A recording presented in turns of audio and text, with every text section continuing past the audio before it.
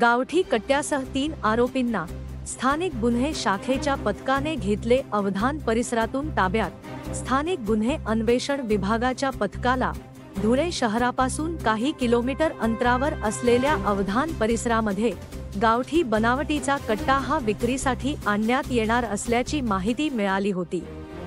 या माहितीच्या आधारे स्थानिक गुन्हे अन्वेषण विभागाच्या पथकाने सदर ठिकाणी सापळा रचला असता या जाळ्यात सदर गावठी बनावटीचा कट्टा विक्रीसाठी आणणारा इसम अडकला असून त्याकडून गावठी बनावटीचे पिस्तूल पोलिसांनी हस्तगत केले आहे।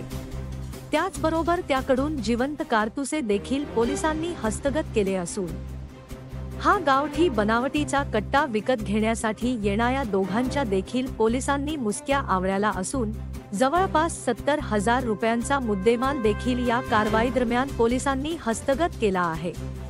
प्रकाश बारकू पावरा वय 23 राहणार कणेरी तालुका शिरपूर, आकिब खान शफीक खान वय 26 राहणार रुद्रपुरा गार्डन कॉलनी सुरत, मोईन इम्रान चक्कीवाला वय 19 राहणार ओडी बंगला मंगला पॅलेस सुरत असे अटक करण्यात आलेल्या आरोपींची नाव आहे।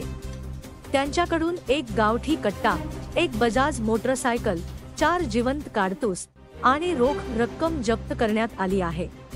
पोलीस निरीक्षक श्रीराम पवार यांच्या मार्गदर्शनाखाली स्थानिक गुन्हे शाखेने ही कारवाई केली। पोलिसांनी या प्रकरणी विविध कलमान्वये गुन्हा दाखल केला आहे। पोलिसांनी या प्रकरणी पुढील तपास सुरू केला आहे।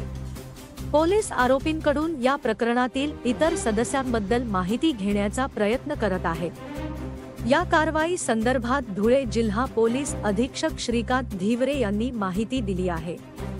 धुळे क्राईम न्यूज साठी अब्दुल रहमान मलिक, धुळे। रात्री 1 वाजता PI-LCB यांना अशी एक इन्फॉर्मेशन मिळाली होती की आपल्या हद्दीमध्ये एक अवैधरित्या शस्त्र बाळगून त्याची विक्री होणार आहे। त्यानुसार आपण अवधान फाटा येथे सापळा लावला असता प्रकाश बारकू पावरा राहणार शिरपूर आणि अकीब खान शफीक खान राहणार सुरत आणि मोईन खान चक्कीवाला राहणार सुरत हे विकत घेणारे लोक आहेत। यांना आपण कॉर्डन केला असता प्रकाश बारकू पावरा यांच्याकडनं आपण एक देसी बनावटीचा कट्टा जप्त केलेला आहे। त्याच्यामध्ये राऊंड जप्त करण्यात आलेला आहे आणि एकूण मोटरसायकल वगैरे एकूण 70,000 रुपयाचा मुद्देमाल देखील आपण जप्त केलेला आहे।